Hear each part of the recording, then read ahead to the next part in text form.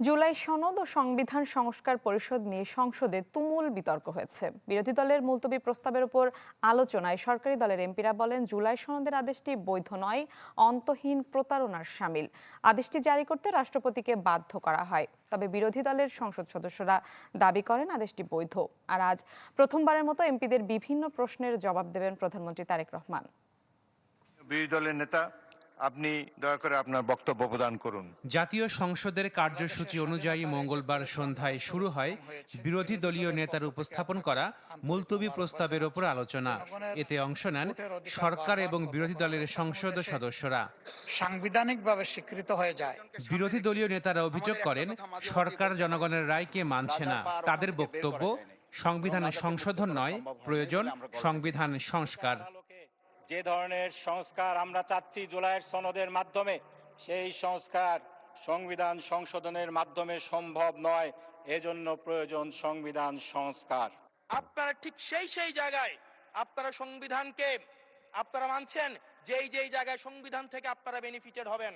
5ই October আজকের স্বরাষ্ট্রমন্ত্রী সালাউদ্দিন আহমেদ সেই সময়টাতে তিনি বলেছিলেন, গণভোট, জনগণের তরফ থেকে যে রায় আসবে সেই রায় সংসদের প্রত্যেকজন সদস্যকে মানতে হবে। তিনি তার কথার উপরে এখন অটল কেন নাই, সেটা আমরা তাদের কাছ থেকে জানতে চাই। মাননীয় স্পিকার, আলোচনায় সরকারি দলের পক্ষে কথা বলেন 3 জন সংসদ সদস্য। তাদের মতে, আদেশটি জারি করতে বাধ্য হয়েছিলেন রাষ্ট্রপতি। তাই সরকারি দলের দাবি, আদেশটি বৈধ নয়, এটি প্রতারণার শামিল। We have no problem with July সনদ। আমাদের প্রবলেম প্রক্রিয়া নিয়ে। আর্টিকেল 93 অফ দি কনস্টিটিউশনের আন্ডারে এই অধ্যাদেশ জারি করা হয়েছে।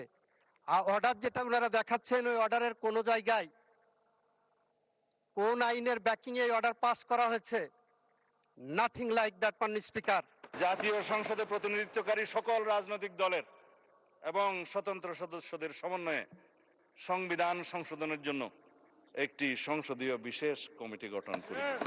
উক্ত কমিটিতে আমরা সকলে মিলে আলাপ আলোচনা করে সমঝোতার মাধ্যমে জনপ্রত্যাশিত সংবিধান সংশোধনী বিল এই মহান জাতীয় সংসদে উত্থাপন করি। চাই A1 SWR pipe and fittings. A1 engineers number 1 choice. পরে সরকারি দলের পক্ষ থেকে প্রস্তাব করা বিশেষ কমিটিতে সমান সংখ্যক সদস্য রাখার দাবি করেন বিরোধী দলীয় নেতা।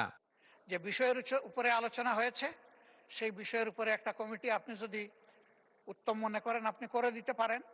তবে সেখানে আমাদের আহ্বান থাকবে যে দুই দিক থেকেই সমান সংখ্যক সদস্য নিয়ে যেন ওই কমিটি গঠিত হয়।